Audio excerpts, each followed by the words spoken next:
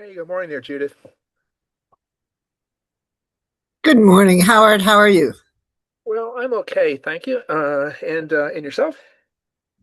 Good, good. I see that you had joined a little early.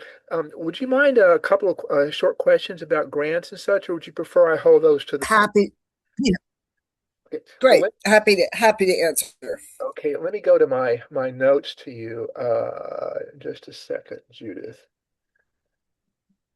Uh, yeah. So, mail sent.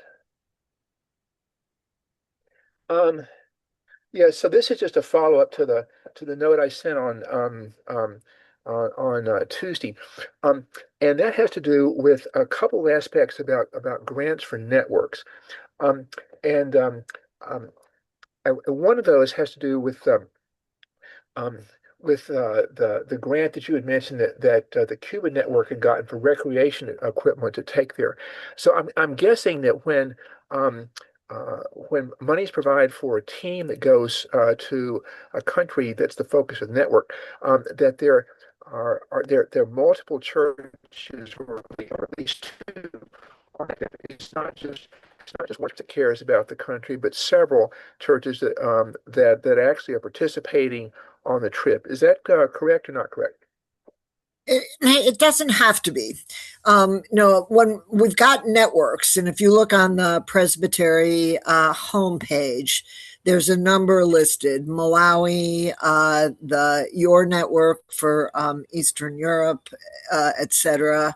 The Kenyan network. And so, if you are one of those networks, you are eligible for a network grant, and the multiple churches, more than one church in that network, have to approve of the grant, even if they're not going on the trip or whatever. So, for example, and Huh? sometimes, like, I think James has gotten a grant for the Malawi network to support some of the transportation and housing of the Malawi visitors here for a network meeting. Uh-huh. And he and his Burke may be the only congregation participating in that Malawi meeting, but the network supports the Uh, grant request to participate in that. So, uh-huh. what we want to do is make sure that these grants go to uh, areas that have multiple congregations with an interest and a support for a given area. Okay. Well, that's helpful. I can imagine that one of the churches in our network might want to do something that the other churches can't, like take a trip or provide some support to the other churches can't directly be involved with, but the notion that the other churches would support that and that grant could be successful, that's is helpful to hear. The other question has to do with the general sorts of global mission grants, and with the one-to-one um, uh, grant dimensions. So I understand that fundamentally that means that whatever the church has put up for that grant is the limit for what the so whatever the church has put up for the project, that's the limit for the grant. So is that pretty much always the case, or is it possible to ask for more money in a grant than has been given by the church that's applying? I don't think we've ever had that circumstance. Typically, it's a one-to-one matching. Uh-huh. And yeah, and I think the reason why we do that is that, they really are to support things that there is a commitment on the part of the congregations and the partnership to do, and to avoid having this just be a funding outlay to a worthy cause, but not one that's core to the congregation. So having the congregation have basically skin in the game, that they're willing to put their resources up, and then the presbytery respects that and matches it. Well, that's helpful to hear. And so there's a grant for East European activity that I may be submitting, and the church has given 3,000 for it, but the grant limit's four. So I understand then that in applying for the grant that it's wise for us to ask for three, not for more than that. Yes. Correct. And we did raise the limit after the last meeting up to 5,000 just for information. Okay, great. Thanks, Judith. I appreciate the help. Great. Hello, James. Yes, good morning. I see that there were important questions to be answered. Yes, but I can confirm that it is always one on one, and that and for good reason that Judith has mentioned. Yep. Great. Good. Yeah. How are you, James? How have you been? I'm doing well. Do I see Roland? Is Roland here today? I don't see him on the list. Oh, I see. Oh, Yeah, yes, I do. Here, Roland is here. there's his living room or something. That's wonderful. Let him come back, and it's good.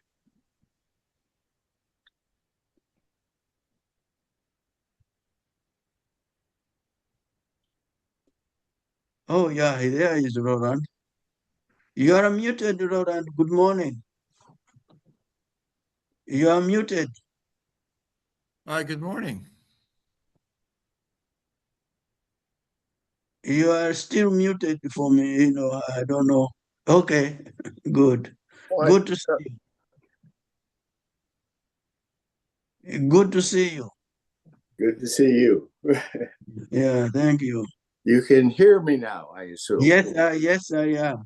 I'm able to hear you. Thank you. Mhm. Very good. What time is it? It's just about 10 o'clock. Everybody is just, coming in.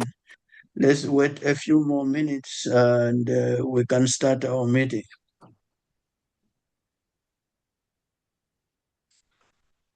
Good morning, James. This is Pete Rogers from Fairfax Presbytery. I just want to make sure you can hear me. Yes, I can hear you and I've seen you. Thank you very much for coming. And yes, I will start very shortly. Very good. And I see Manfred is also here, so that's good. Greetings, everyone.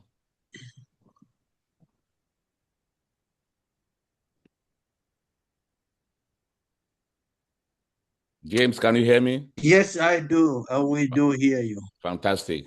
Good, good. I think I'm also waiting for somebody else.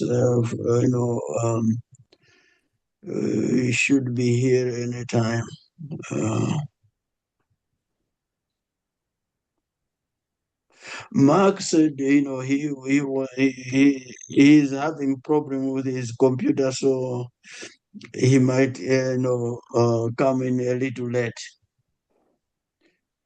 Is there somebody else from Carson Rich? Is he here? Carson?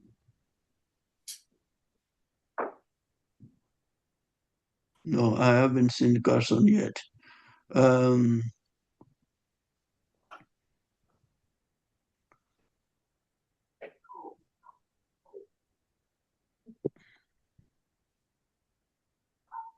okay, let's see. We're 2 minutes away. Should we wait for another few more minutes or not?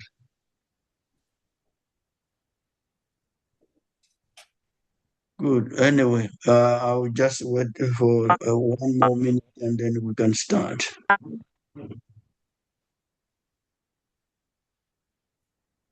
Hello, somebody is on the phone. Yeah, I'm on the phone. Well, I Oh, tried to get my computer going. okay, okay, all right.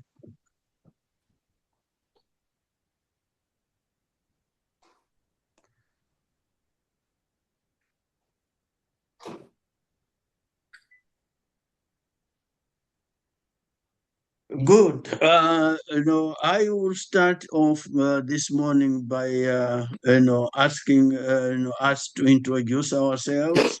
and I will start off that we should all introduce ourselves, and I'll be calling each one by what is on my screen.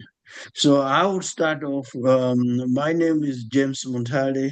I've been doing coordinating this, these meetings since Mark Reimers left, retired from doing this, and there were big shoes to fill. But here we are still continuing. I would now ask for Howard Frost to introduce himself. Oh, well, thanks, James. Hi, so I'm Howard Frost. I'm at National Presbyterian. And I minister all kinds of missions, but my main area of work is Eastern Europe and the former Soviet Union. Thank you. And the next one will be Pete Rogers, who will be our guest speaker today. Pete? Good morning, everyone. Pete Rogers. I'm moderator of the Fairfax Presbyterian Church Deacons, and I've been a part of our MMM mission team to Honduras for the last 4 years. And I'm going to be briefing you about our most recent trip in March. Manfred is our next meeting. My name is Manfred Suge. I am originally from Cameroon, Central Africa, ruling elder in Arlington Presbyterian Church, and ambassador of the water ministry in Cameroon, which this group has been gratefully supported. Thank you. Next is Roland for me. Roland Frank and Darnstown Presbyterian Church have been with the group for more years than I can even count. But I've been on the downside lately, and it's time to get reinvigorated. Thank you. Thank you. Thank you. Good to see you, Roland. Mary Oliver is next. Member from Heritage Presbyterian Church. I'm a member of the Mission Committee. Thank you. Claire? Hi, I'm Claire Kluskens. I'm the current chair of the Missions Committee at Heritage. Thank you. And the next one is Rhonda. Everybody, I'm Rhonda O'Bannon with the Meeting House, and our church supports programs in Pakistan and Kenya. Thank you. The next one is Vasanta. How do you pronounce your name, Vasanta? You almost got it right. Vasanta Raymond. I am with the same Presbyterian, Fairfax Presbyterian with Pete Rogers, and I'm a mission outreach elder, and I have gone first time with my son to Honduras with Pete, end of December, came back early March this year. So Thank you very much. We will be happy to hear more from Pete shortly. Jim Ashe? Hi, good morning. I'm Jim Ash. My camera is not working. I extend my apologies. I'm also with Fairfax Presbyterian Church, and I've supported the Honduras mission for many years. So I'm looking forward to hearing Pete's words this morning. Thank you so very much. Judy?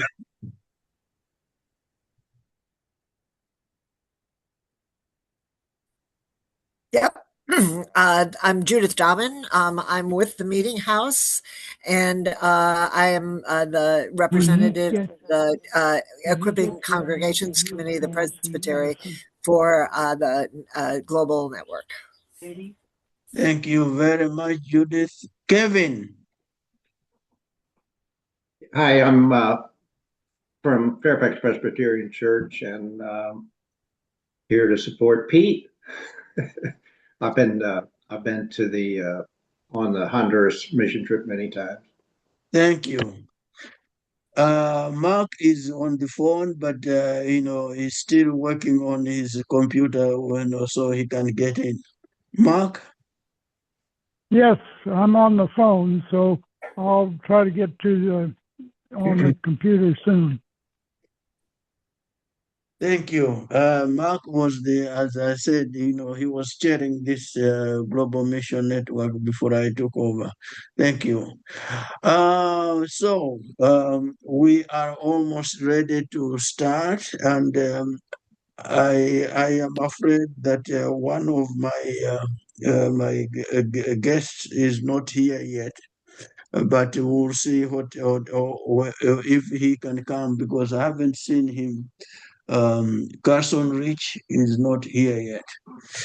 Okay, may I request Pete to open us in with a devotion and prayer, please? Good morning, everyone. Let us pray. Dear Lord, please bless our discussions on this Saturday as we endeavor to support your ministry across the globe. Help us to remember the Apostle Peter's admonition, for it is better to suffer for doing good, if suffering should be God's will, than to suffer for doing evil. Help us to press forward in this time of turmoil to keep doing good. We ask in Jesus' name, amen. Amen. I spoke to Henry Brent, my pastor, about this, and he kind of gave me a good thumbs up. I'd like to read for you a little excerpt from Steve Schalke's book.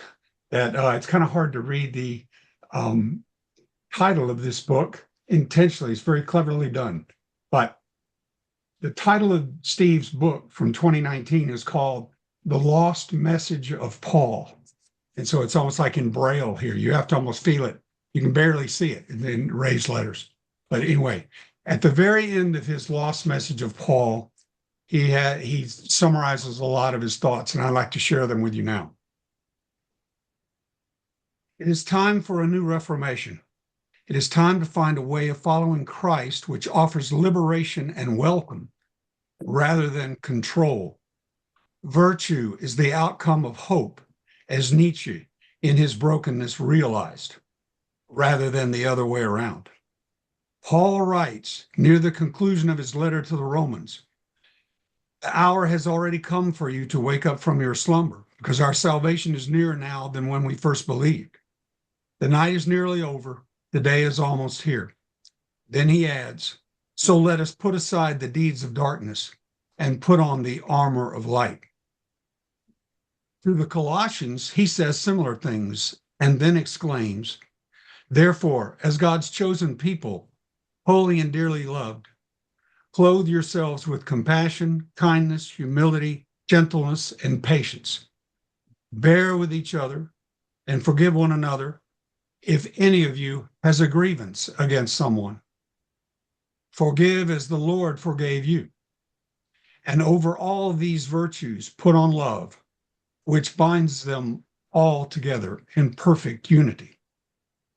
The way we live matters. The decisions we make here and now matter. This is how we begin to experience salvation, right here, right now.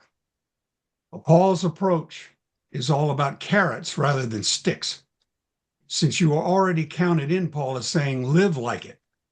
There are habits and behaviors that have no place in the coming age. Greed, violence, injustice, exploitation, pride, anger, abuse, torture, jealousy, hatred, bigotry, arrogance. None of these fit. According to Paul, however, we are never left to achieve any of this on our own. We are not doomed to live off our own supply of self-perpetuating energy. Quote, "The fruit of the Spirit," Paul explains, "is love, joy, peace, forbearance, kindness, goodness, faithfulness, gentleness, and self-control."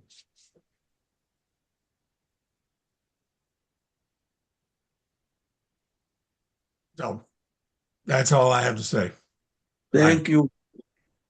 Yeah, thank you so very much. That's a wonderful, wonderful devotion. I hope since this is recorded, I hope that we can have it posted on our website.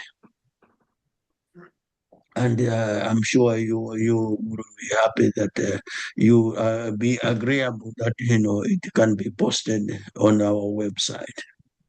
That will be fine. Thank you. Don't have Thank an issue. you very much. And with the opening of our meeting, I have you, Pete, as our main speaker. Right. So you Okay. have all the So time. can you, I don't know how this exactly works. Do you have to give me permission to share my screen? I need to. Yep. Yeah, right. I think Judith, agrees with that. Okay, so all right. So you're saying you've allowed me, I have my, can everybody see my charts? No, not yet. Well, we Oh. have, you haven't, have you pressed share? Oh, there it is. Share. Got it. Share. All right. Let's see. I guess. Okay. I'll say entire. Oh, okay. Share entire screen. Got it. Sorry. I'm new to this. Wow. Okay. All right. Can you see my screen now? Yes, we are able to see your screen, Honduras 2026. All right. Okay, good. Yeah. Now I've got on full screen in the app. Okay. So just everybody can see the slides before I get rolling? Yeah. Okay, good. Good morning, everyone. Again, I'm Pete Rogers. I've been privileged to join Henry Brenton and the rest of a lot of great guys and ladies on the last 4 mission trips to Honduras. And I'm going to give you a recap of what we did basically the very end of February and the first week of March this year down in our mission. The MMM team flew to Honduras. We set off actually in a couple of groups. This is the second wave that left originally from Eastern United States on Saturday the 28th. However, we had a little snafu for those of us who flew on American through Miami. We missed our connection, so we got stuck in Florida. The top picture, though, 3 of our team members who flew Delta actually made it on Saturday per the original schedule. So we had a little bit of a staggered start, and we didn't get working as quickly as we kind of expected. But anyway, we flew down to San Pedro Sula in the northwest quadrant there of Honduras, near the coast, and drove down to about 100 kilometers down to La Entrada, near the Guatemalan border. And here's the mission team once we all got together. This is the team photo wearing our T-shirts for the mission trip that year. And there are several significant folks in this group photo. I won't point them out now because it'd be too difficult for me to point them out, but you will see them in later photos, and I'm going to make some very key comments about each of them. Camp Rancho Vita, the place we have supported during the past 2 decades, was started by Mauricio Erazo, and you can see this plaque, and the plaque translated it says, "This shall be the house of God and the gate of heaven." And that plaque, the cornerstone plaque, was established there on one of the first buildings in June of 1999. And here is our MMM banner, which we view as almost our good luck talisman, our good luck charm. And in fact, I did not know he was going to be on the call, but Kevin Strickler, elder of our church and a longtime member of the MMM team, designed the logo and helped design this banner. And it has been brought virtually every single one of our mission trips since 2004. And that's the original banner. And kudos to Kevin. He did a great job designing the logo and whatnot, and including a great passage from Micah 6:8 on it.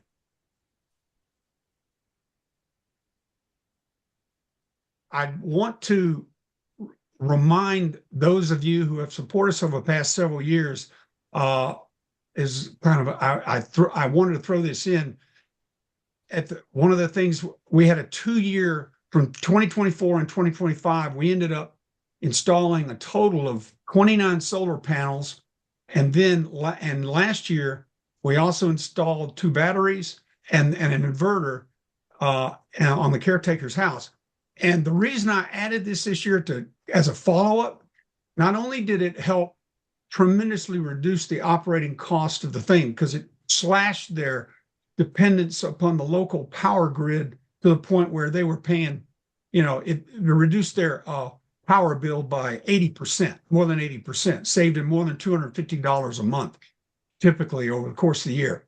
But the one little anecdote that we found out in this year's mission trip, which made me feel really great, was one of the staff members told us that, don't know the exact details, but there was an accident in the town of La Entrada, right down the street, with the power. And that accident, however it occurred, and whatever equipment was damaged, shut down the power in the local town of La Entrada for 2 days. They were completely without power. However, because of their solar panels, that staff member said, "Oh, it was wonderful. We still had power. We had AC. We had lights. We were great because of the solar panels and the battery backup and inverter thing." So it was the fact that they're getting off the grid and are self-sufficient in power has already paid off in many, many ways.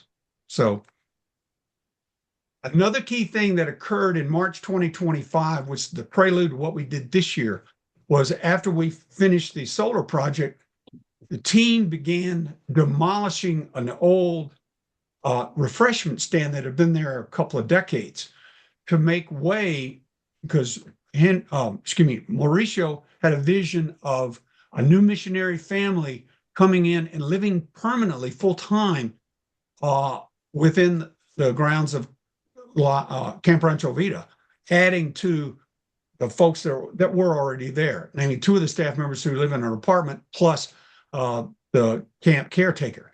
So you can see here some of the team members from March 2025 doing some demolition, and also basically doing a survey about, all right, okay, now that we've got these things out, how are we going to wire this thing next year? And I want to pause a moment. The gentleman that you see in the left-hand photo, kind of looking at the camera at the beam and whatnot, in the yellow in a previous yellow t-shirt mission trip, was Brad Ward. He's an elder in our church. He has been a stalwart of the MMM team. He's been to Honduras over 16 times. Okay. And that's significant because I will talk more about that. So keep Brad Ward in mind. Another gentleman in the right-hand photo who has been extremely significant to the MM team for 2 decades is a gentleman on the right in the forest green t-shirt, mission church shirt with glasses and hat. That is George Fisek. He is a master electrician, and during the many, many years he has come with us on MMM trips to Camp Rancho Vida. He's wired virtually the entire camp. And in March 2025, he and his son, Matt, were assessing the situation about, okay, where are we going to put the fuse box? What kind of, how are we going to connect to the power and all this stuff? So George Fisek, he also has been on more than a dozen trips over the last 2 decades. So he is another key player.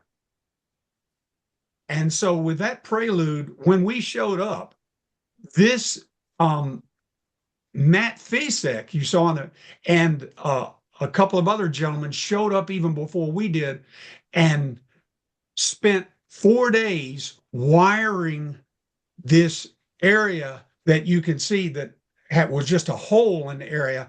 And since we were here a year ago, a roof had gone up, some interior walls, some flooring, basic flooring had been laid out, and some stainless steel framework had gone up in the upstairs bedrooms and bathroom area. And before we arrived, Matt Fisek and a couple other gentlemen spent many days stringing wires, installing outlets, and basically providing power for those upstairs rooms. And so that's what we saw when we showed up. And this also shows the two upstairs bedrooms for the children of the missionary couple. One on the left-hand picture is actually, it's the left-hand bedroom as you look from the soccer field, and the other one is the right-hand bedroom that you can see peers out to the fellowship hall. So that's what we viewed when we first began work. And then, so the major task that we undertook that week was putting all the drywall upstairs and basically enclosing those things and helping to get things ready to finish to help build up the bedrooms and the bathroom upstairs. So this is offloading, the drywall offloading from the delivery trucks began. And you're going to see a lot of this. There's hoisting some of the drywall sheets up into the second floor bedroom windows, and we began installing it. There's measuring, and I'm gonna pause on this one. There's measuring that. One of the gentlemen there is he's trying to measure that. And he's standing on some boards that we put there. That's the stairwell actually, and the wall there encasing that. I want to highlight here the gentleman on the right is another elder in the church, Brad Ward. He too has been on over 15 trips over the past 2 decades, and many times he has helped build a lot of the structures as along the way. So, and there you see Brad working with the gentleman in the orange t-shirt. Also deserves a big highlight because Andy Westcoat, who no longer worships at Fairfax Presbyterian. He now lives in Florida because he's retired down to Florida. However, 20 years ago, Andy was really significant because he was the person who flew down to Honduras in 2003, 2004 timeframe for the very first trip to actually meet Mauricio and decide whether or not we, the Fairfax Presbyterian Church, the MMM team, were going to try to support Mauricio in his efforts. So Andy has also been on a lot of trips, not as many as I don't think he's been on over 10, but he's been on several, at least 8 or 9, I believe. But he was a very key player because he was basically our scout, according to Henry. He flew down. He was the one who initiated contact, and he was the one that came back to report saying, "Hey, I think this camp is worth supporting." Again, continue on drywall installations, I think, and of course, this is a good shot of our pastor Henry on the right here in the orange t-shirt, helping to install some of the drywall there in the hallway between the bedrooms upstairs. Again, you're going to see lots of drywall, and as I say, this team and putting it all up, talking about more drywall. I would guesstimate that there had to be at least 5 dozen sheets of 4 feet by 8 foot drywall that we installed, coupled with the big pieces of drywall that were installed for the shower upstairs. And here's more coming in. And in fact, the 3 gentlemen on the left here, this is drywall going in to the area. I believe that's where the the bathroom is upstairs. Anyway, a little bit of touch-up work for this is a gentleman who's been also we've adopted him as a member of the team. He's actually from Colorado, Tom Olmos, and he was part of the electrical team before him, and he was tidying up doing some electrical work actually on the first floor downstairs, and that's where the final fuse box that was installed and wired before we started showing up.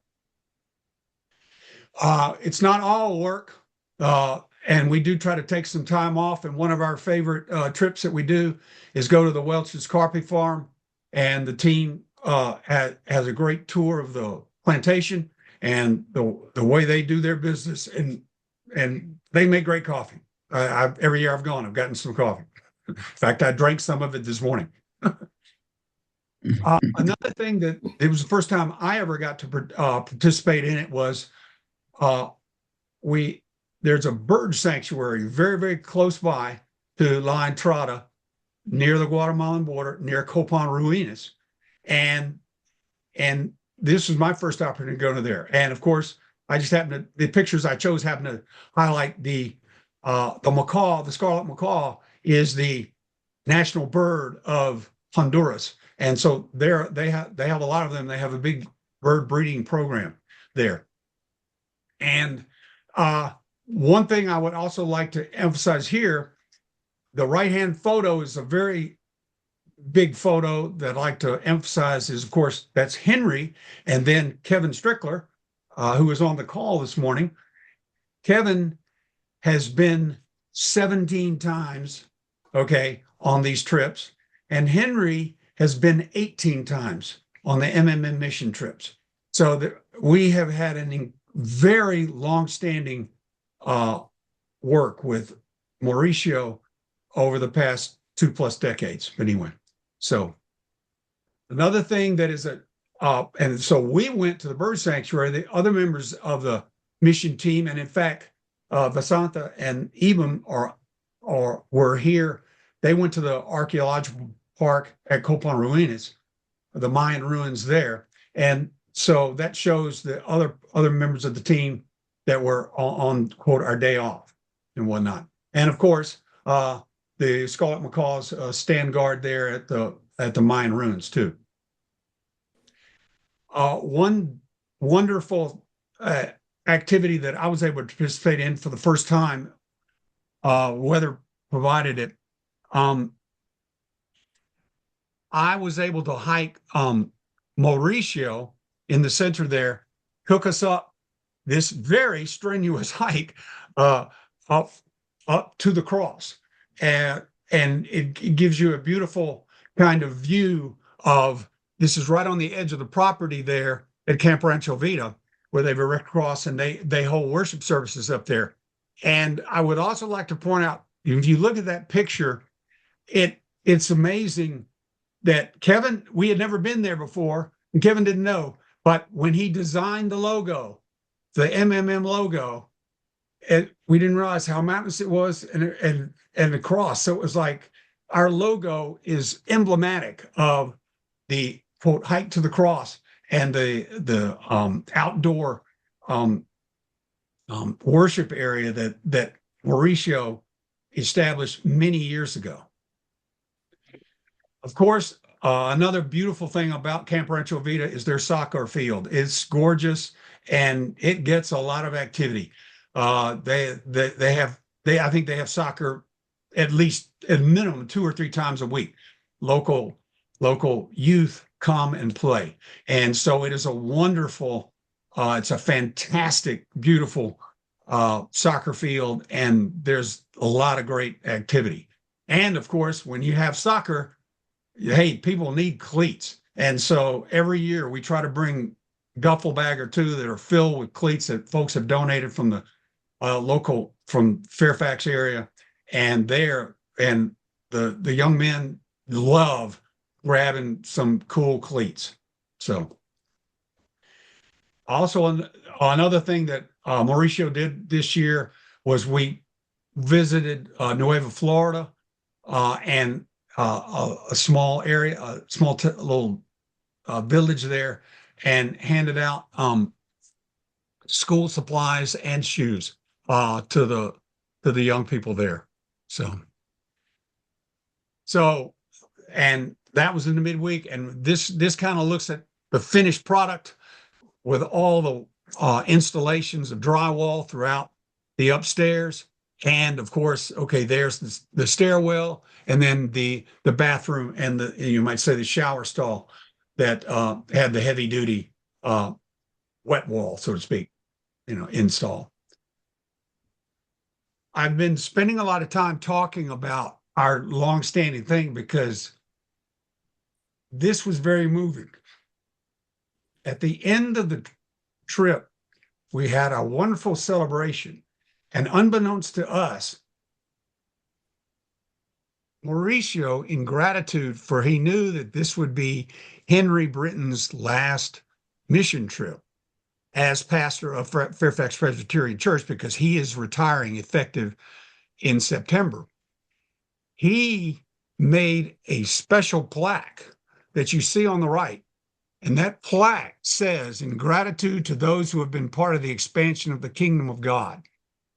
And it also talks about a Bible verse that I like to read to you now, from Psalm 70, verse 4. But may all who seek you rejoice and be glad in you. May those who love your salvation always say, let God be exalted. We were very moved when Mauricio put this, unveiled this plaque to us at the end of our last night. And he gave Henry that award that you see him holding there. And just to wrap it up, this is after our thing. And you can see that the MMM plaque for Fairfax Presbyterian is now directly below Mauricio's plaque that about Camp Rancho Vida. And it was, it really struck home the fact that, as I said, in this photo, you have Brad Ward, you have Kevin Strickler, and you have Henry. Those three gentlemen alone went down to Honduras over 50 times, okay, with those three. And it's kind of emblematic of the long-term commitment that our church has had with Camp Rancho Vida and working with Mauricio. And we just want to say thank you to the Presbytery for giving us the funds, because especially we've done a lot of good work, but the funds in the last few years that helped them become, get the solar panels, the solar project was a big success.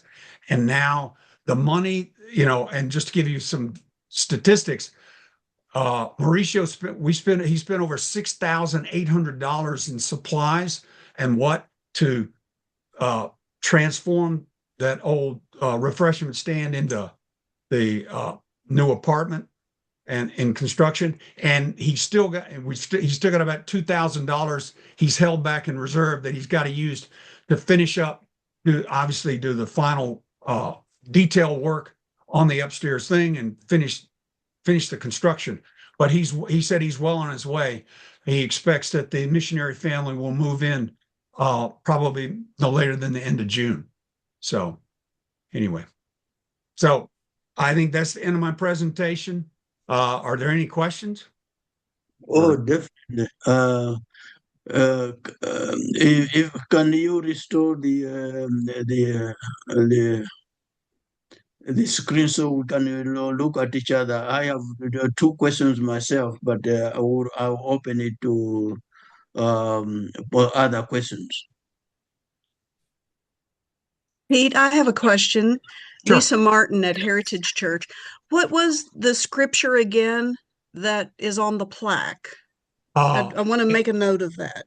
Sure, no problem. The scripture that I read was from Psalm 70, and it's verse 4. Thank you. Sounds like a wonderful experience. I'm fairly new to the Presbytery, so excited to hear about all of this. Thank you for a great presentation. Yeah. You're welcome. Yeah, I will build up on Lisa. I know, although Lisa didn't, came a little late to introduce herself. Could you share the whole screen again?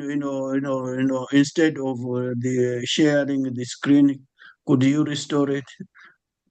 Oh, could I restore it? Oh, I thought I'm not sharing the whole screen, or No, no. Instead of sharing, I don't know. Stop sharing. Stop sharing. Oh, yeah, I need to Yeah, stop stop sharing. So, Yeah. sorry. Okay, very good. Okay, All right. there we go. All right, there we Yeah, go. Stop sharing. Lisa, would you, please introduce yourself and Certainly, thank you. Lisa Martin, I came to National Capital Presbytery in the middle of October to serve the Heritage congregation. Mary Oliver is here, and Claire is also there's Claire. yeah. Yep. So I'm still in learning mode. So this is exciting. You are most welcome, here. Thank you. You're most welcome. Pete, I have two questions that, to build on what, oh, sorry, Mark Reimers, you didn't introduce yourself. Would you like to say something, Mark? Introduce. He said introduce you. Oh, it's Mark Reimers and Diane, and we finally got on. Sorry to miss your presentation, but I have heard your previous presentations, and so I'm pretty familiar with your program. Many thanks. You're welcome, Mark. Yeah. Yeah, now let me, you talked about a missionary who will be going to live there. Correct, yeah. Who is the sending organization since Peace USA? Oh, no. No, I can definitely say that the missionary family, it is not from PCUSA. Yeah. It is, you might say it was a woman and her family, her husband and two children, that they came down to Camp Rancho Vida, I think several years ago, probably from a Youth for Christ sponsored kind of thing from the United States. And quote, I think, and maybe doing some missionary work. To be honest, I haven't met this missionary family yet. I'll be looking forward to meeting them, hopefully when we go back next year, but because they'll be there. But it's just one of these things. Mauricio talked about the fact that this missionary family has been building toward this for like 3 years, because Mauricio was, pleased that they were so passionate and interested in doing it. He says, but are you sure you want to do this? Live here, come down, leave the United States, come down here and whatnot. So it's been a long process, steady, whereby, but yeah, this missionary family is gung-ho, and the children have come down over the previous summers, and they love the camp and whatnot. And so the whole family is bought in. And so it's been a long kind of process. And it was, and again, I think that they're probably from some evangelical church or something from the United States, but I don't know. Okay. I just was interested to find out who are the sending organizations, and yeah, that was because I thought you at Fairfax were partly responsible for sending that particular missionary. No. Okay. All right. Thank you. The second one is I think was related to OG. Now let me skip for the time being. Is there anybody else who wants to ask a question to Pete, please? James, I just have a request from Pete. If you could send me your presentation, if you'd be willing to have us post it on the Presbytery website. Oh, sure. Yeah. We could definitely do that. I must admit, obviously there's so many pictures that I hope it can be sent via email. I mean, I hope it's not too big a file. But anyway, yes, we can do it. So I send it to you, Judith, or Judith. Yes, I Yeah. just Yeah. put my email in the chat. Right. Okay. You can also send it to me, and I can forward it or whatever you do. Sure. Yeah, Sure. yeah, Oh yeah. yeah, I'll definitely try to do that. Thank you. As soon as we get off the call. Yeah, now you mentioned the fact that Pastor Henry will be retiring at the end of September. That's correct. Yes, we only have him Uh, for 4 more months or something. Yeah, and that he was given, this very important plaque, which, very, recognized by what, the mission he has been doing in Honduras for a long time. So I wanted to build on it. Is it possible for us to have Pastor Henry give us a presentation on his retirement and this particular mission work that he was doing? He had been very instrumental to in September. We are scheduled to meet in September, or on September the 12th. And is it possible for him to have the associate in Honduras tune in for us to a global mission network and testify what this work has been, that he has been doing? I think it will be inspiring for this group and for the National Capital Presbytery. I can certainly present that to both Mauricio and to Henry. So I assume, so the date of the meeting is that a Saturday, September 12th? Yes.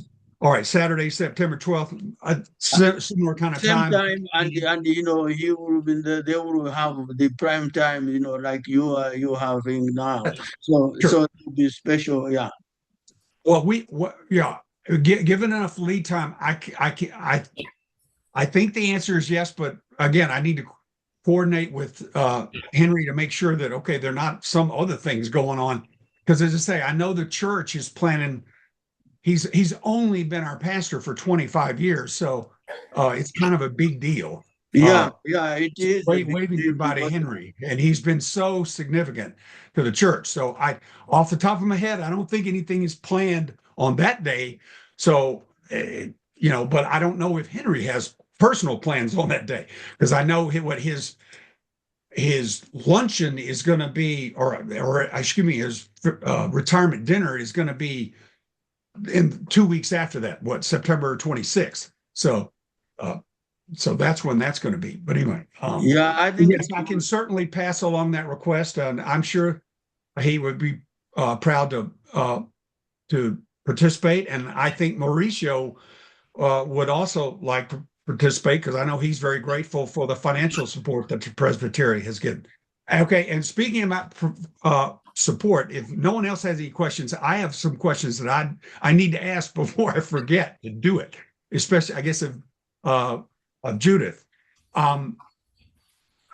Because we're in this period of transition, all right, we have been in a cycle where the last several years, because we've gone in March, we submit a request for funding from the Presbytery.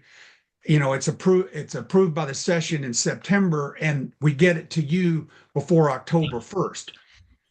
I have a question. If we stay on that timeline, but is it one of these things that we have to use the funds within a particular time? The reason I say that is because in our period of transition, there's possibility we may go back, because we need to talk about it among the members of the MMM team.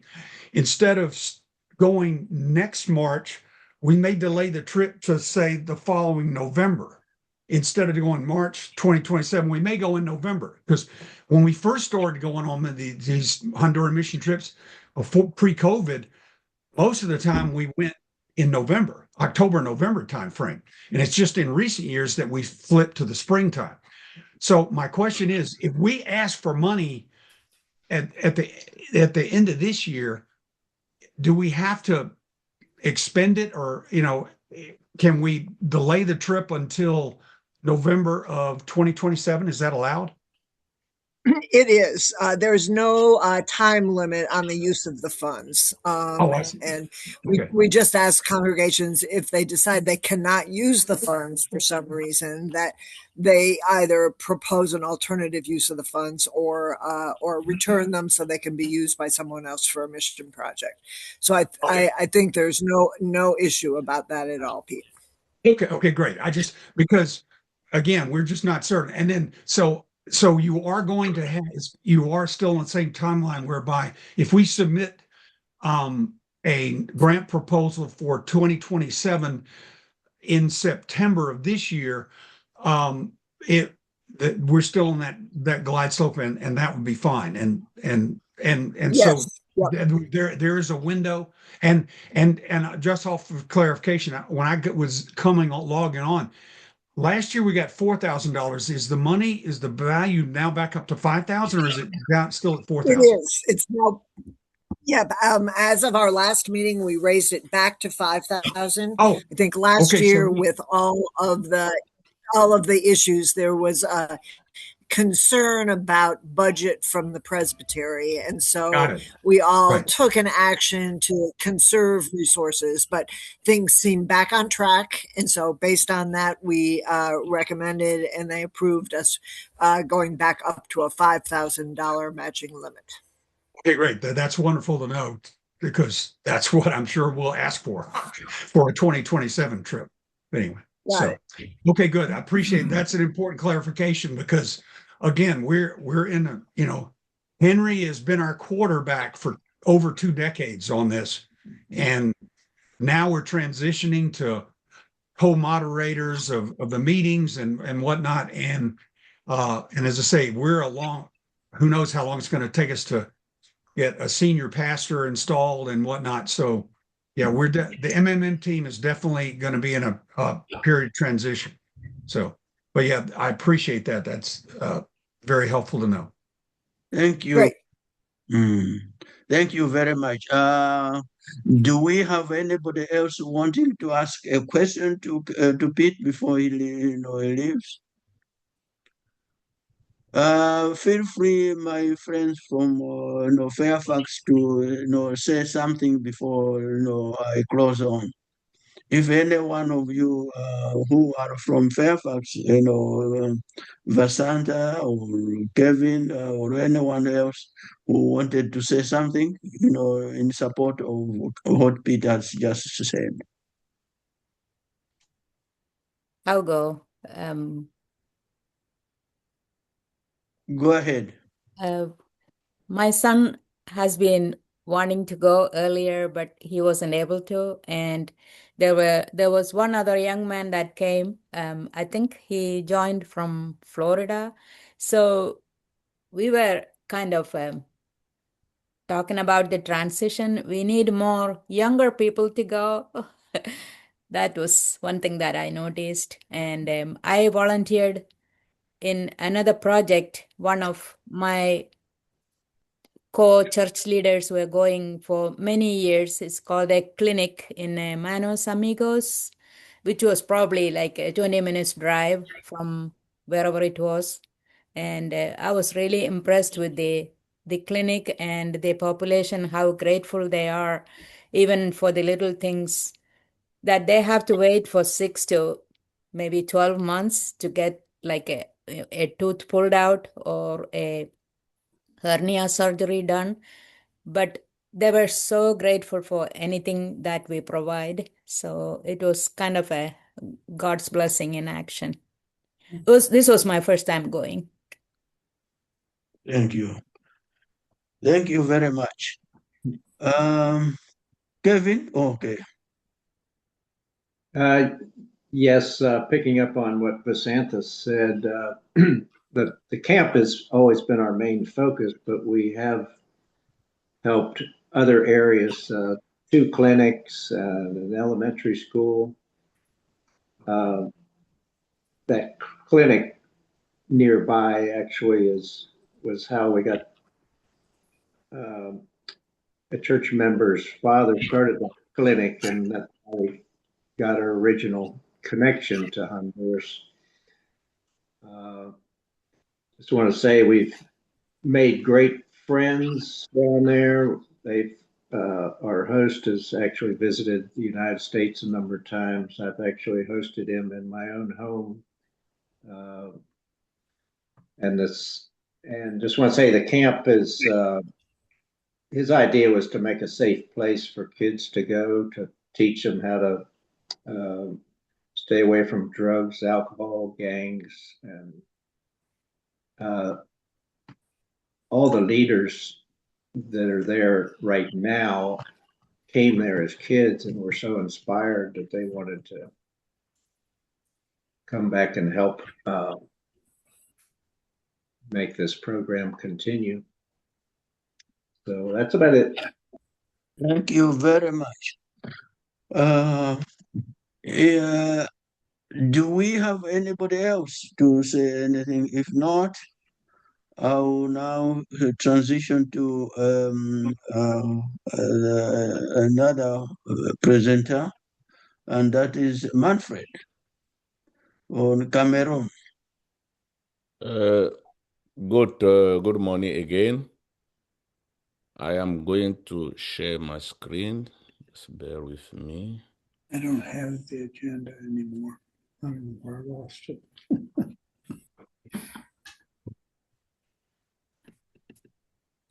Should I search somewhere? Look for some pile. It's somewhere, but I don't know where. It's okay.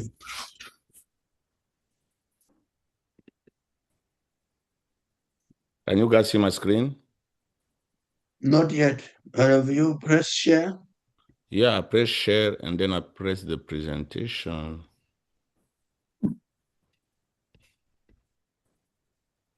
I don't know. Oh, golly.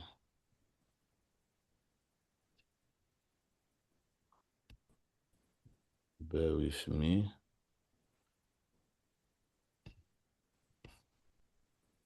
Okay, I press share.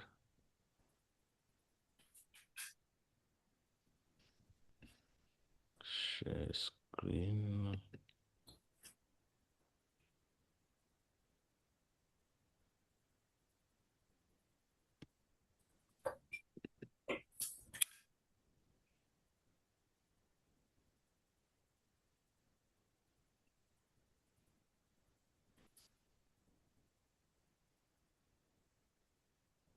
Oh, golly.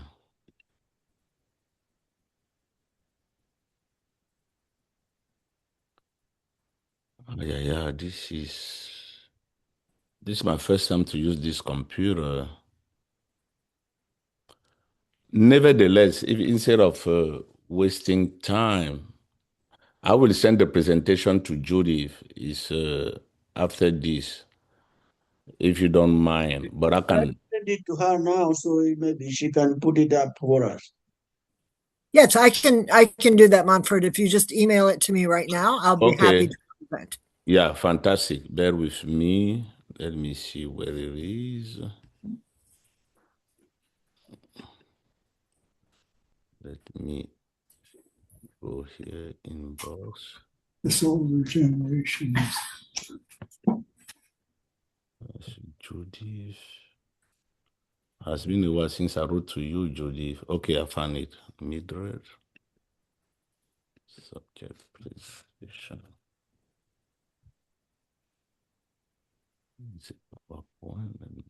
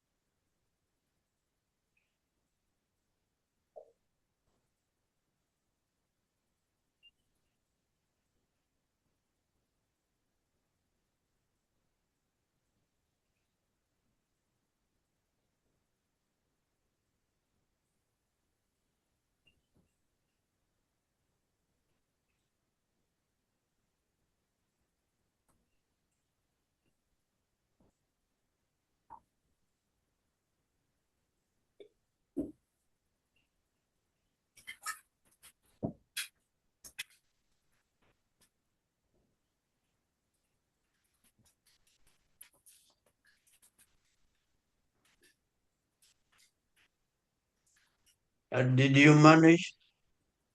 Yeah, Judith, I just send it. Okay. Excellent. I'm watching the email now. If you want to begin, I will post it as soon as it arrives. Sure.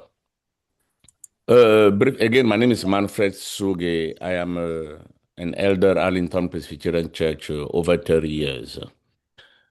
Several years ago, my older daughter went back to Cameroon on vacation. She was born over there. And she was very struck by the fact that kids were still going to the well to get water. And when she saw water coming out of there, it was not clean. It was very dirty. And then she came back, she told me about it. And I told her, that's okay. I can bring that to the session. And then the session decided that they named me the ambassador for the water ministry in Cameroon. So we decided that our goal is to build 10 boreholes. 10. So in the process of that, I decided that I will pay the ticket out of my pocket every at least once or twice a year to go there, because knowing the mentality of my own people, when you send them money, they know that you are not there physically, they can squander the money. So I was fortunate, honestly. The first well, this is not a borehole, it was in the Muslim community. I went there, they presented the need, and I saw how they were struggling. So we built over there. We built a well, not a borehole, because of electricity, because the condition. Very, very grateful, and it's so funny. On the side note, hopefully you are not recording it. The imam in that area, as a gesture of gratitude, he told me that here there are, I can choose. He brought a young woman. He said, I can choose one or two to take with me as a sign of gesture. So I told him that next time I will come, I will deal with that issue. That's how I was able to escape. So, and we continue. We went to in a hospital. We built a borehole over there with solar panel. That was the most effective, costly one. And we tried to go around the country, and then we end up building 10 boreholes, two in the Muslim community, one in the near Catholic church, and then the rest is Presbyterian churches. So, and the global network ministry was very supportive. We got 2 grants from this group, and then Arlington Presbyterian Church. They were every year they were giving us a grant. I am very, very grateful. All the time I go to Cameroon, believe me, I see the joy. I see people taking shower at least twice a day. They don't have to choose when to take a shower or what to do. The water, and kids, carrying bucket of water miles away to come and get clean water is really is a blessing. And I'm glad that God used me through you all and through my home church to do this ministry. And Addington Presbyterian Church wanted me to continue with this ministry, and I told them that if I can take a break at least 1 or 2 years, and then I will explore more how we can continue the ministry. And during that time, I have been trying to find Bibles, either in English and French, with good fine print. Because I saw some Bible in Canada, and it's very difficult to read them.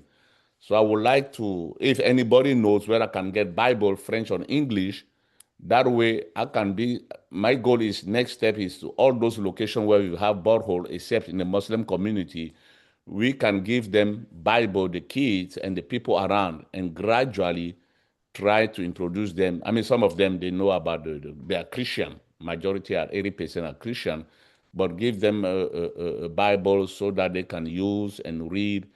And that would be very, very, very helpful. So that's where we stand. And recently, I was approached by one of the local pastor there. He told me that a clinic built by USA Presbyterian missionary is falling apart. It was abandoned by a Cameroonian Presbyterian church. So I explored that idea. I got the pictures. It was very is despicable, really despicable. So I partner with a local non profit organization here in Alexandria, Virginia, which is Nascent Technology Incorporation. To see they sent technician on site. They gave me an estimate, and I got the grant of 15,000 from my local church to renovate this clinic.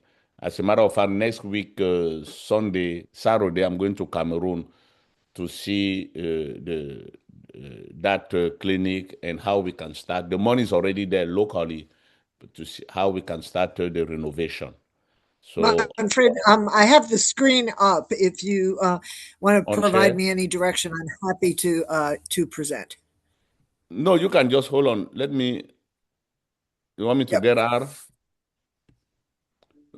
Go ahead. No, no, Yeah, Judy, you can share it. I can talk slide by slide if you don't mind. that's great. Can you see the slides now? I don't know if it is you or what you Yeah, guys see on I the screen. slide. You don't see what do you see? Okay. What do you see on the screen, guys? We can see it. Is at APC Water Ministry? Yes. Yes. Okay. Yeah, this is the first well that we built in the Muslim community. And the reason we didn't reach the borehole again, this is a rural area, and then it would have cost them a lot of money for maintenance. But we built two in this community. Next, Judy, please. I put a map there of Cameroon for those of you, just a little refresh of your geography. Cameroon is in Central Africa. They speak both French and English as official languages, and we share border with Nigeria, Central African Republic, and Gabon underneath, and Equatorial Guinea. So this is Cameroon was colonized first by Germany, and then British, and then French. Next.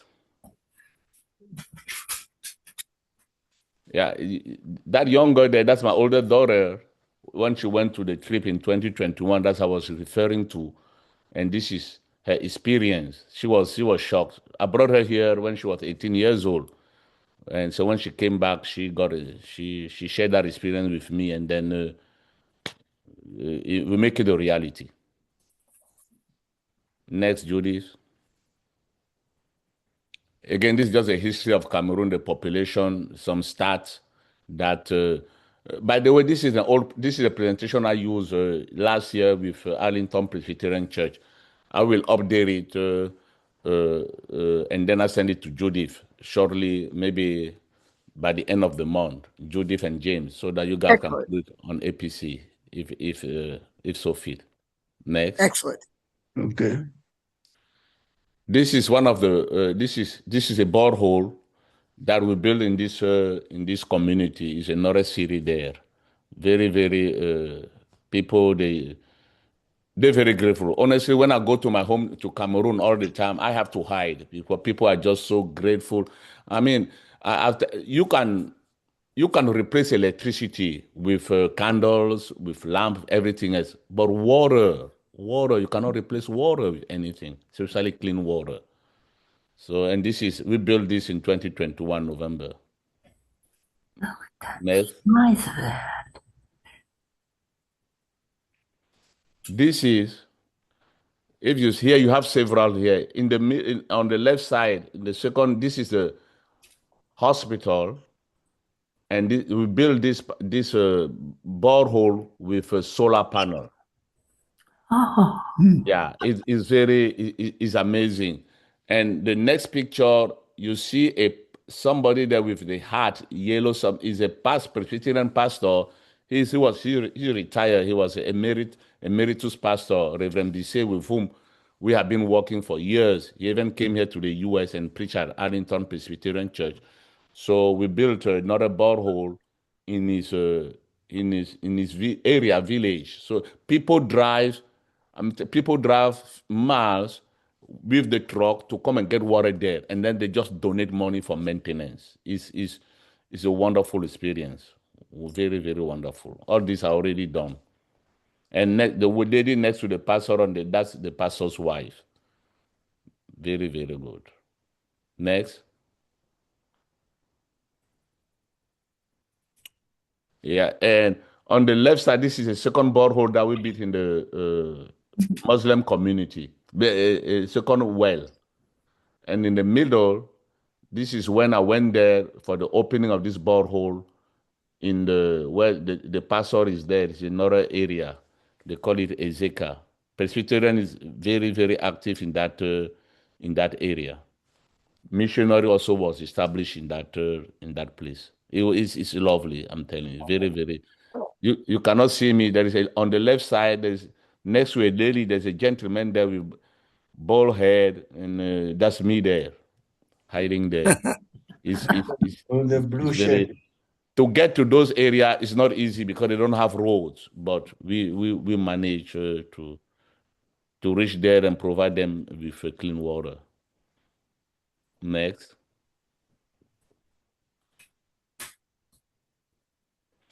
On the left side, this is my mother. She went to see one of the borehole. That's my mother there drinking water. And the next picture is in the Muslim community, the day that they saw the well. It's that the population which came to get water, to drink water. Water is life. You guys know that. There's nothing additional that I can tell, especially clean water. Next, is that the last one? Yeah, this is the Muslim community when they said, thank Arlington Presbyterian Church. This is when they saw the first well. It was amazing. I didn't go there. I didn't go back to that community because I just keep moving on. The roads are very bad, very, very bad. Next. Is that the last I one, think Judy? that is the last one. Yeah, exactly. Okay. So what I will do, I'm traveling on Saturday for 1 week, and when I come back, I will update this presentation with all the accomplishment that we did, and send it to Judith and James. Excellent. Yeah. Thank you, guys. I'm open for any question, thoughts, and concern. I have one, maybe, I should give it to Mark, but, I had one question. The boreholes, sometimes are replete with, what kind of maintenance mechanism have you, put together? Okay, what I do, knowing my people mentality, is in order for me to decide to build a borehole in a location, I make sure that they agree that they are responsible for maintenance. So that's what they do. So people who come to get water, like I told you in one area there, people they donate money themselves. They just donate money so that when time comes for maintenance, and some of those areas they don't even have electricity, so they use a generator, and so they voluntarily donate. But I'm not getting involved in the maintenance. Mark, you are muted. Yeah. Well, you have a wonderful work that you're doing. How deep do you have to go generally to get the water? Do you have to drill it, or how do you build one? Okay, there are companies that you hire, they have a device. Mm-hmm. Some area they go 22 meters deep because 22 meters? Yeah, down because I understand. for Okay. example, Douala, if you don't go that deep, you will not get clean water. You just get wastewater that people use. So they go deep. Yeah, there's a device that they use to do that. That's great that you could build so many. That's wonderful. Thank you. I have a question, actually a couple of questions for you, Manfred. Howard Frost here. Thank you for a really interesting presentation. I enjoyed listening to you. So, several questions. One is, forgive my ignorance, what is the difference between a borehole and a well? Okay, a well, as you see, you have to get a bucket and go inside and bring the water manually. A well, a borehole, a machine will dig the hole, and then there is a device that pump the water to tanks. Tanks. Tanks, that's where the water is stuck. And people start using the water. I see. I can imagine that probably that boreholes are more popular than wells. Is that the case? The borehole, it depends of the area. Again, because the borehole, you will need electricity. I see. Okay. You see what I'm saying? You need electricity. And in several areas, they barely have electricity. Gotcha. So the other question, sorry, go ahead. And you can you also there are shallow wells which may not necessarily need electricity, but you have to have a pump. A pump, that exactly. can be operated manually. And the pump need fuel, which is expensive. You have to make sure they have gasoline, and then they can use manually. Thank you, James. Thanks. And the other question is relates to this wonderful outreach you have to Muslim communities.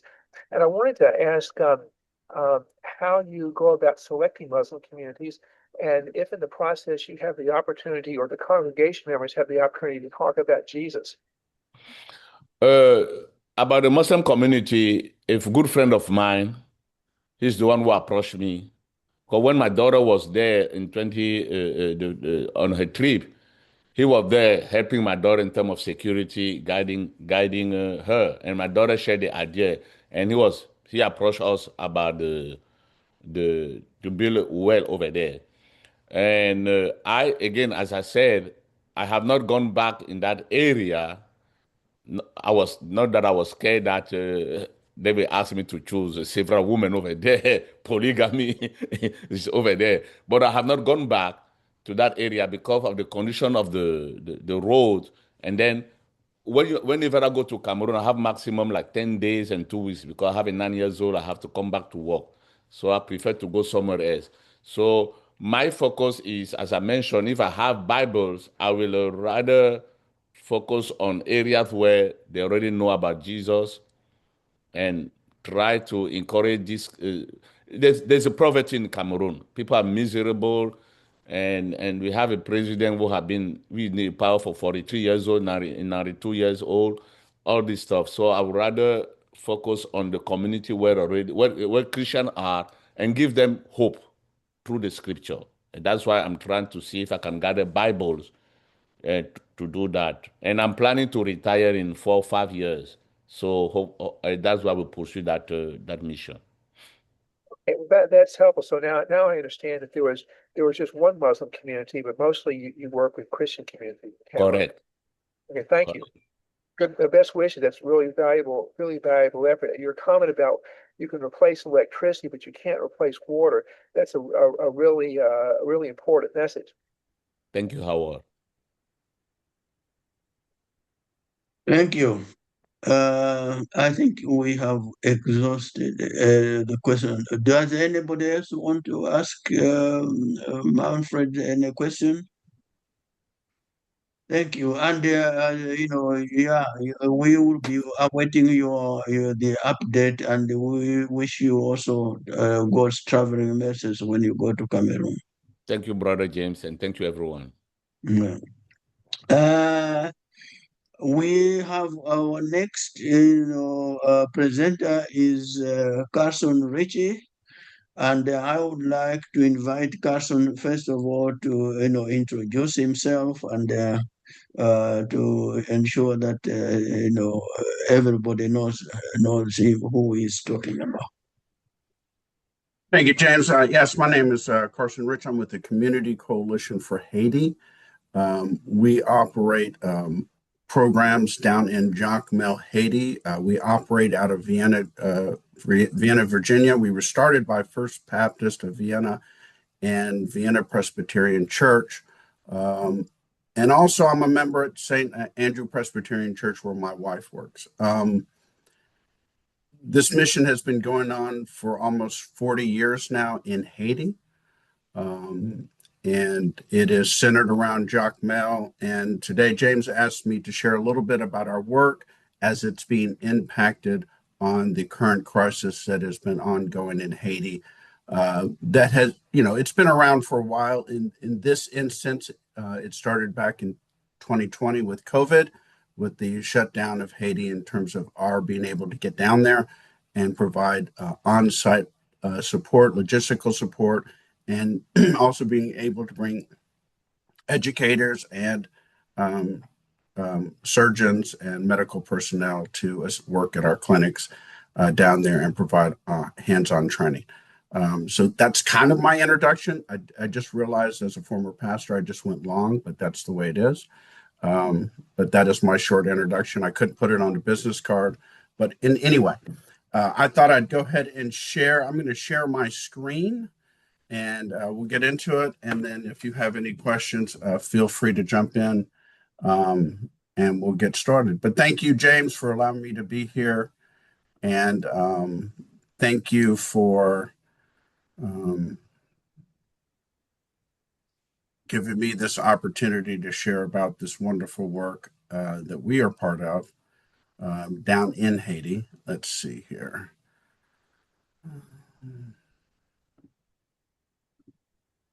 Okay. Can everybody see? Yes, we are able to see. Oh, wonderful. You should see the CCH logo on the upper right with a map inset on the left and some fun numbers down in the middle. Are we on the same page?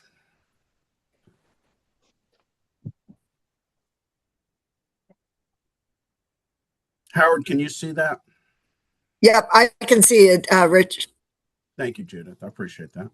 So let's get started here.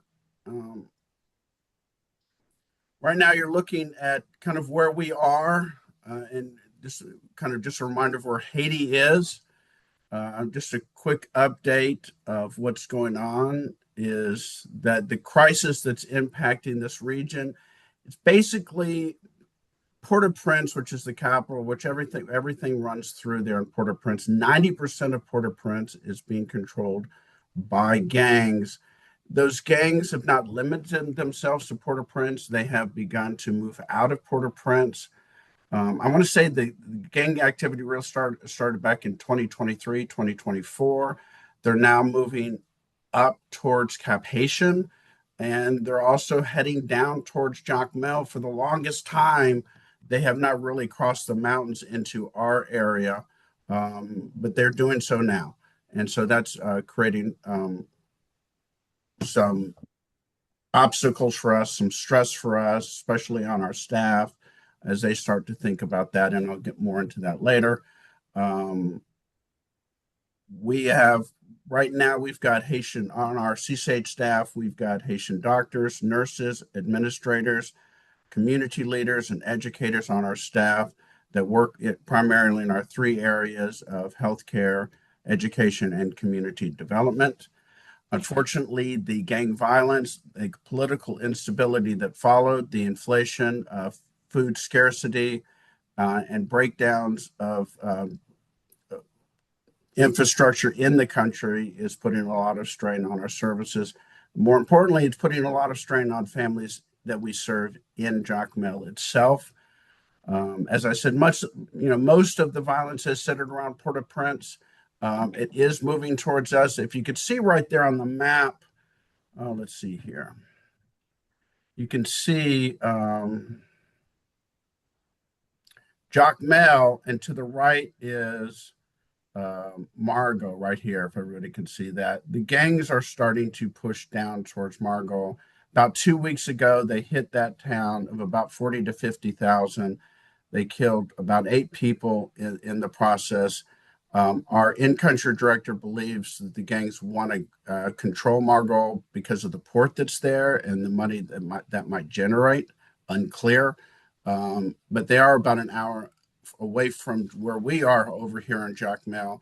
And one of the communities that we serve is right up next to Margot, and so that is right now something we're watching and very concerned about the gangs moving that far south towards where we are right now.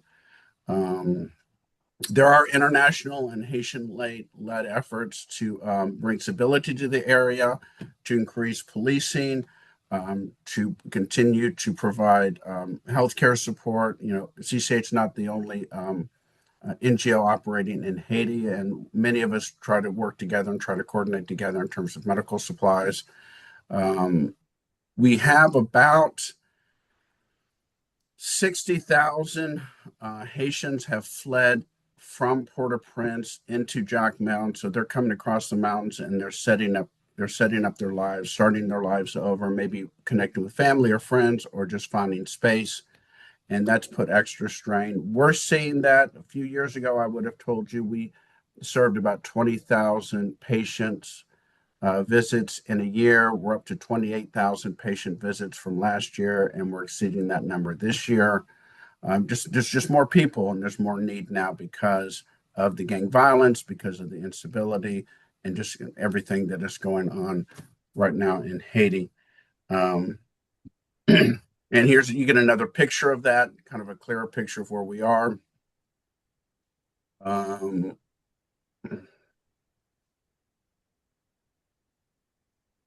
And on the right here are some pictures of our operations, our nurses in work. We had an earthquake not too long ago, and our staff took it upon themselves to set up a kind of an emergency tent there and treated patients as they came in that had suffered from that earthquake. And there you see them there, that second picture right here in action. There's one of our partner schools and our administrators out front. We have 11 partner schools, and 3 of the partner schools were able to provide food for about 650 children served every day during school. And so that kind of gives you a picture of kind of where we are, kind of clear a picture there as well. And this is our operations in Haiti itself. We have our primary care clinic that I mentioned. We have a PT/OT clinic. We have one of 2 operating PT and OT clinics in the Southeast region, and we partner with 11 partner schools. 3 of those schools, we also provide nurses as well. And over here is where Margot is, and you can see that butts up right against one of the communities that we're serving in as well and trying to support them. We get on a call once a week with our leadership Haitian staff, and it was the Monday after that attack in Margot, and they were visibly shaken. This is real for them. It's one thing sitting on a call and talking to our staff. It's another thing to know that their gang activities an hour down the road, and that hits them hard because their families are there, because they are starting to experience this more and more, and it becoming a reality that the gangs might try to move into Jacmel. Fortunately, in Jacmel itself, the local police there do a very good job of finding and picking up and imprisoning gang members who tried to come in from the outside and get into Jacmel. This past weekend, 2 gang members came into Jacmel for unknown reasons. One was immediately arrested and thrown in jail, and the other disappeared and left. Unclear why they were there, but the police try to keep tabs on that, on what's going on there. Since COVID of 2020, as I mentioned earlier, before COVID hit in 2020, we have been regularly sending down surgical teams and educational teams and church teams to work in and around Jacmel. We had a surgical center. We still have a surgical center. It's not functioning right now until Haiti opens up. And that all stopped. And our, how we did ministry and how we did missions changed. And one of the things CCH was founded on was this work and this mission would be Haitian led. And so starting in 2020, we put that into practice hard. And our Haiti staff stepped up and took leadership. And our Haitian doctors and nurses and educators took leadership. And so the U.S. staff over here supports what they do. And gives guidance. And we've got medical calls once a month with our doctors in coordinating our efforts around healthcare. And we have a lot of resources here, but it is our Haitian doctors and nurses, our staff, that really are doing the work, that are the heroes. They show up every day, so we are thankful for them. We have people walking to our clinic 2 to 3 hours away. They'll get there 4, 5, 6 in the morning, waiting for the clinic to open at 9 a.m. Sometimes the line for that day will fill up by 9 a.m. We won't be able to take anymore, and then the day will start. And they'll see people, they'll treat people all day long, closing up around 5 or 6 that day. It's a long day for those folks who come from all over that area to try to find health care. There is healthcare in Haiti. A lot of it you have to pay for. And so CCH is unique among other healthcare providers that provide that for free. In many hospitals, not only do you have to pay for the service, you also have to bring your own supplies for any care that you receive at the hospital. And obviously, CCH supports Jacmel. It's about 200,000 more now with the influx of refugees, but it's about 200,000. And we support that community in providing free health care, providing physical therapy, and hopefully we can provide surgical care in the future.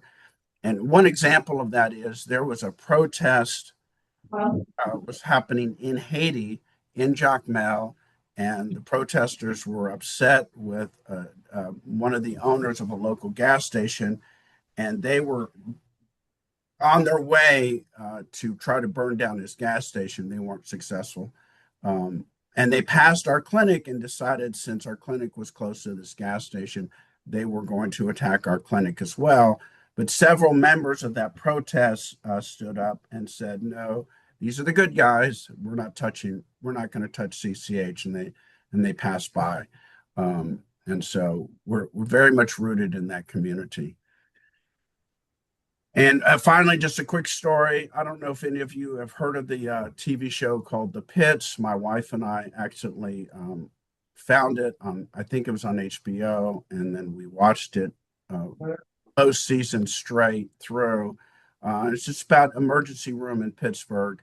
And I was reminded of that when Dr. France Innocence, who's here shown here, the gentleman in the middle is a emergency room doctor at St. Michel in Jacmel. He was in Port-au-Prince visiting his family when he was just in the wrong place at the wrong time. There was a gang fight going on. He was shot in the back, and it did a lot of damage to his shoulder. He got treated with Doctors Beyond Borders in Port-au-Prince. And then he came back to Jacmel, to our clinic, and that's what you see. That picture on the left, he's receiving PT care. That's him in a metal looking sharp.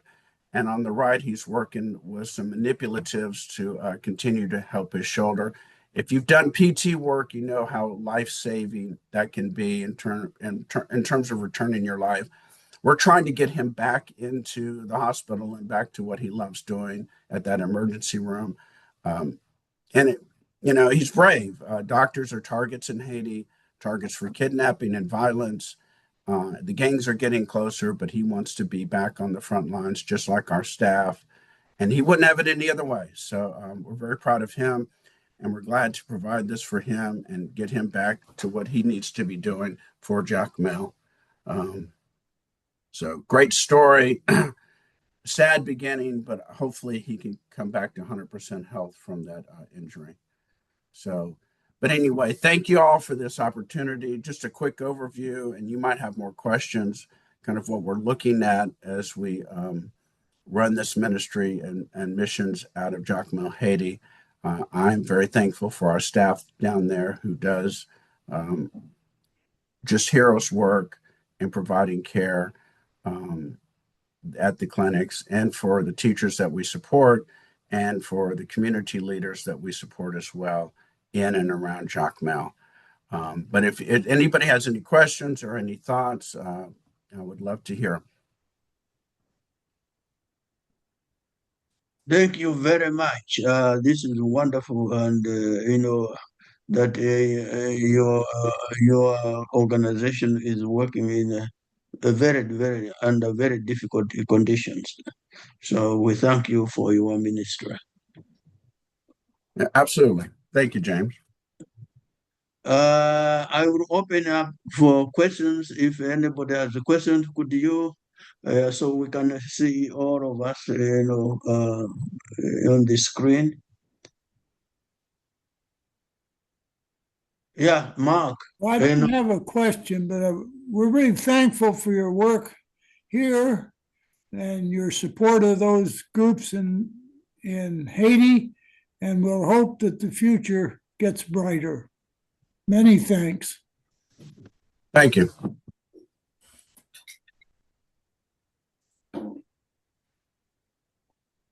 Thank you. Any other question?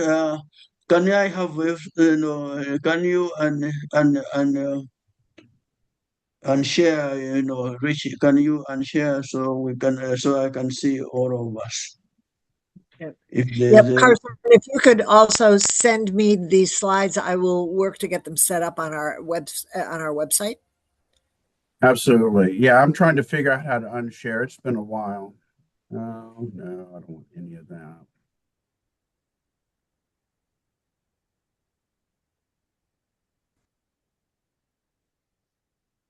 Any clue on how to unshare a screen? Judith, how? Yeah, there should be a button that says stop sharing. And it's usually at the top of a screen, Carson.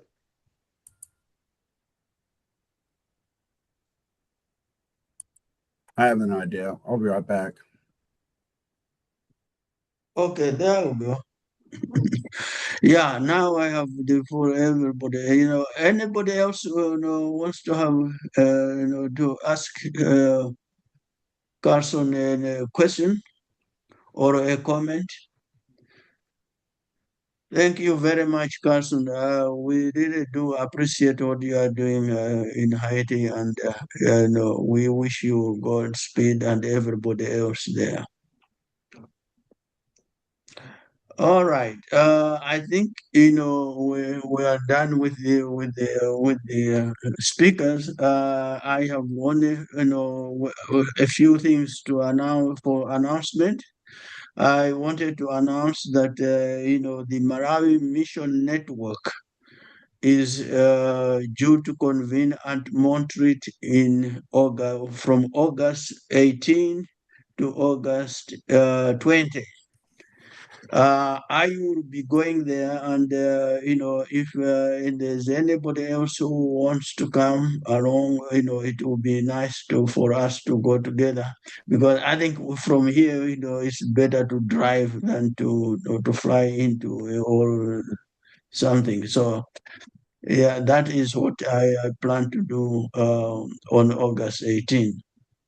And this will be after I have visited, Kenya and Malawi. So it will be, one of those days that, I'll be going to this mission network. James, yeah. James, excuse me, Lisa Martin again.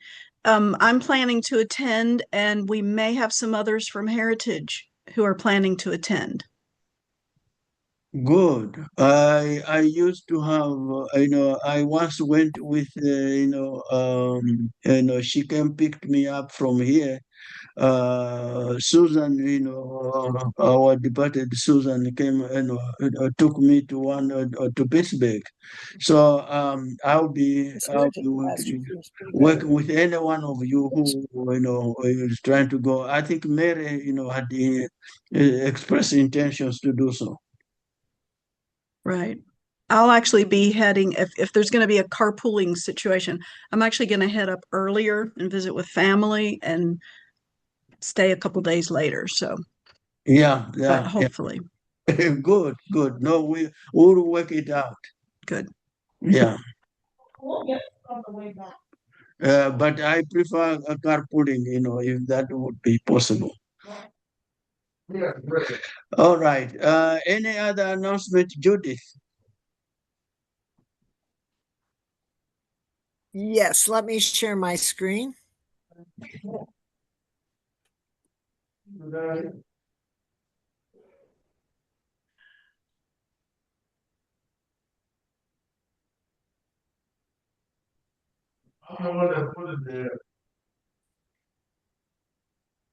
Good. Can folks see this? Yes, we are. Yep. Since our last network meeting, we had applications for grants at our March call for applications. And as the current process stands, we basically collect the applications, manage the criteria, which are now up on the website, and convene a group of reviewers to look at the applications. Once the reviewers have looked at the applications, I then make a presentation to the Presbytery Equipping Congregations Committee on our recommendations, and then the ECC reviews the recommendations and makes a decision on the grants. So this is the presentation I gave on the 8th of April on our March grant. We had 2 applications received in March. One was from the Burke Presbyterian Church on Ukraine, and one from the John Calvin Presbyterian Church on Kenya. Our reviewers recommended both proposals be awarded, and the ECC endorsed our recommendation, and these were both awarded. I've got one slide on each of these. The Burke Presbyterian Church application is basically for a group in the Ukraine called the Honor Foundation. There is a member of the Burke Church who has come to speak with us, I think twice, in fact, in the past, on the Burke's initiative to work with the Honor Foundation to gather funds to provide support that the Honor Foundation actually takes to the front to support the folks really in the midst of the fighting. In this case, the grant is for medical supplies, and the grant was approved at $5,000 matching funds to the $5,000 being supported by Burke. The second one was the John Calvin Presbyterian Church. You may remember John Calvin has been active in Kenya for some time. The Kisama Academy project has been a long-standing project, and as that project has really become institutionalized, John Calvin's, I think, passion for supporting children in Africa has increased. And this is a grant for new support to another academy to update the infrastructure in that academy to support the students. Again, this was a $5,000 grant matched by $5,000 from John Calvin, and this one was also approved. If anybody's interested to see all the grant applications and everything else, I'm happy to share them. What I do is I summarize these with our recommendations and then share with the Equipping Congregations Committee all the application materials from the congregations, so the committee has good visibility into the overall process and the projects. And we've now been doing this process a bit over a year under the new ECC approach. And I think overall this has been working quite well. It has the side benefit of really getting a broader, I think, appreciation on the part of the presbytery of the work that this network has been doing. We have another meeting coming up this Wednesday. What I typically do is I've been taking snapshots of the materials as we've been talking about them today. And what I'll do is just give, a couple of slide, just a review of, the participation in the network meeting and the presentations that we've received. And then hopefully not long, all of these things will be up on the website, and I can point the ECC members to that website so they can sort of maintain cognizance of all of the good work being done by the congregations in this network. So I'm open to any questions folks have. Otherwise, I'll give you the podium back. Our next call is July 15th. I know we're getting at least one application in July, but we're open to other applications. There's still plenty of funding remaining. And so, I encourage any congregations that are interested in making an application to please do so. And if you have questions, contact me and I'm happy to, give you any advice or recommendations as you're putting the application together. Okay, thank you very much, Judith. And if you have one question for you, Judith. You are meeting this coming Wednesday, I think. I just would two points. I wanted to confirm that the member from Berg Presbyterian who made a presentation to the mission committee on Tuesday this week, and he has tentatively accepted to make another presentation to this group in November. So he will be, making us, giving us an update for the for this for our effort in Ukraine. And I also remember that there were others who on this forum wanted to join in with Berg to support that particular mission work. I would like, anyone who individually or otherwise wanted to support this particular mission to get in touch with. I can give that information on how to get. How to contribute to the effort in Ukraine, and direct it to our mission elder or the person who is responsible for that particular outreach. And so on the question that I have for you, Judith, was Beth is supposed to be submitting a second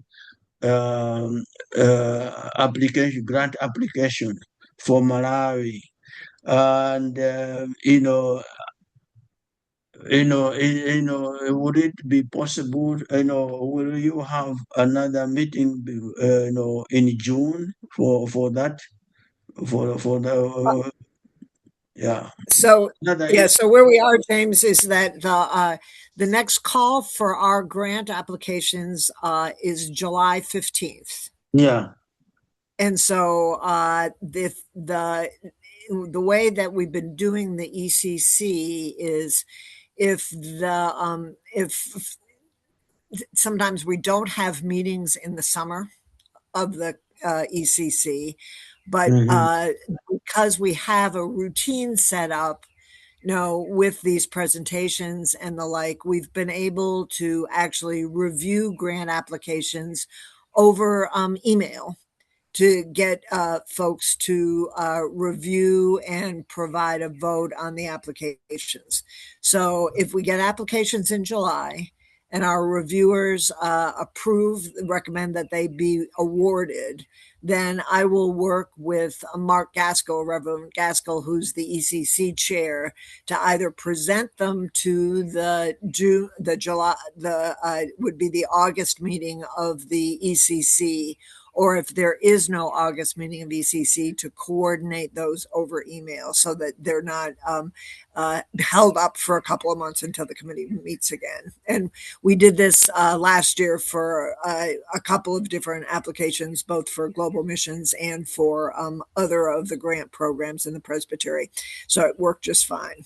So if you have an application coming, July 15th is the date, and then we will review them after that.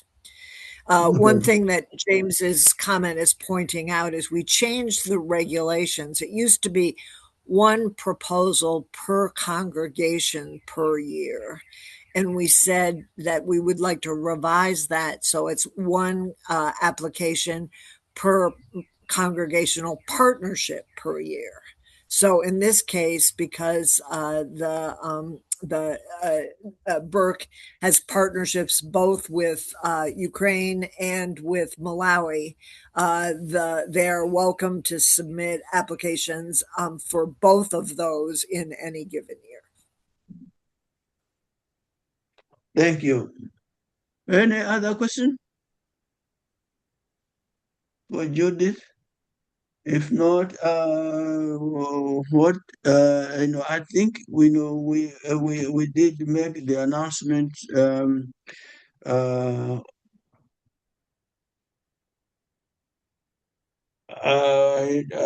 trying to download my agenda. I think we are almost coming to the end of our discussion. Roland, did you want to say a word? How is your health today? How is my head today? It's spinning because I for some time. Can you hear me? Yeah, now I can. Okay. Anyway, the bottom line is trying to catch up, and I hope for your forgiveness for not having a full update as requested for item 7. We'll try to do better next time. No need for your apology, but we thank God for your presence. Thank you. Anything else that we have? If not, may I ask Reverend Lisa to close us in prayer? I would be honored to. Thank you. Let's pray. Gracious and holy God, you are the God of all people. Through you we live, we move, and we have our being. Help us to recognize you in brothers and sisters before us and around your world, that as we partner with you and helping organizations, we may exalt the risen Christ, in whose name we pray always.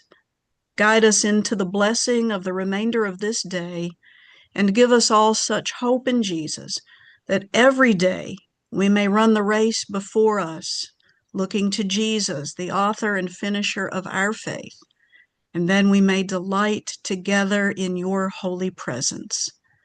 In the name of Christ we pray. Amen. Amen. Thank you. Thank you very much, for all that you have done and, you continue to do in your new ministry at Heritage. We do really appreciate. Thank you. And for everyone else, enjoy the rest of your day. Okay. James, I have a question for you if you can hold on. Yeah, sure. What are the dates of you'll be out of the country? You said you have a trip. Yeah, I am leaving June the 25th and should get back on August the 8th. I arrive back here August 8th. Okay. Yeah. I just want to make sure so I can know when to call you and make sure we get coordinated on the Malawi conference. Yeah. I think, it would be a real, a blessing for me for you to come together to Montreat. Okay. I'm going to try. Yeah. Thank you. I think that's about it. Thank you. All right. Have a wonderful day.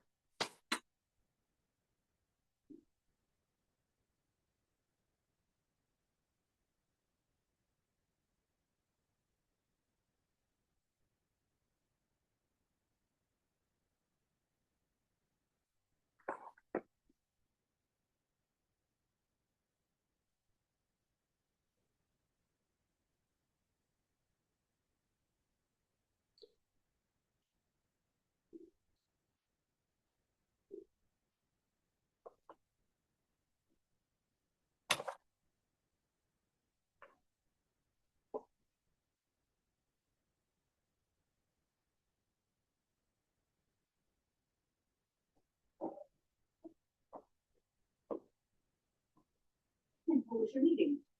Over. Just completely. Just over, huh? That's how it was. Yeah. Well, I heard him talking a little bit about something. I'm not in touch with what they're doing at all. I'm sure they. Well, they were talking about Honduras, and I didn't know we were doing anything for Honduras. And the last one on Haiti would have been the most confusing of all because it showed no relationship with what you are getting on the national news almost daily. Yeah, well, I don't know what's going on in Honduras, but I was curious, but I didn't see anybody on the thing for Cuba or Haiti, I guess, some of those that, yeah. I did see Haiti was on there. But usually they have someone, from Cuba, but that's what's going on there. I don't, it's kind of scary, actually. Okay, I'm going to go upstairs and try to get myself dressed for the day, which I have not done. Okay, well, I've kind of got things picked up there. I've got more to go up and do later, but okay. I did not know what you had on my phone or your phone or. I was using your phone because yours seems to be completely dead, and I'm going to plug it in right now. Now, what you just said was you're using my phone because mine appears to be totally dead. No, I said I'm using my phone. Oh, your phone. Because your phone was completely dead. Now, mine is probably going to need to be recharged, but yours really needs to be recharged. I couldn't get it to even go on. Okay. Plug it in if you would and just let it sit. Who knows? Plug yours in first. It must be well run down. Oh, it won't be that low because it was almost completely plugged in. I hope that's gonna. Yeah, it's all the way down to red. So, like you said, no, I still have half, so I'm doing fine. But I am going to turn this one off. Please. Mm-hmm.